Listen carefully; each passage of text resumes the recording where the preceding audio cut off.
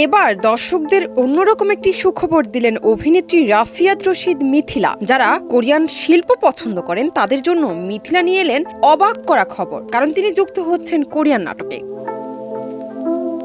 গণমাধ্যমকে জানিয়েছেন জনপ্রিয় কোরিয়ান নাটক ডিসেন্টস অব দ্য সান এর সঙ্গে যুক্ত হয়েছেন তিনি। তবে অভিনয় নয়, নাটকটির গুরুত্বপূর্ণ একটি চরিত্রে বাংলা ডাবিংয়ে কণ্ঠ দেবেন তিনি।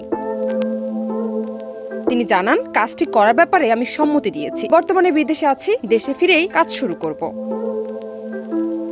নাটকের বাংলা ডাবিং এর দায়িত্ব নিয়েছেন খালিদ হোসেন অভি, যিনি এর আগে reply 1988, legend of the blue sea এবং মিস্টার কুইনের মতো কোরিয়ান ড্রামার বাংলা ডাবিং প্রযোজনা করেছেন। সিরিজের দ্বিতীয় প্রধান চরিত্র ডক্টর ইউন মিউং জু চরিত্রে বাচিক অভিনয় করবেন মিথিলা।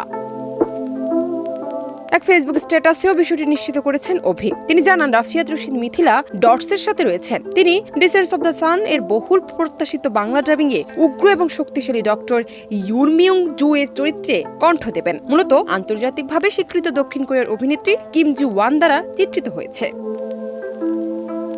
জান্নাত নিপু, দেশ রূপান্তর।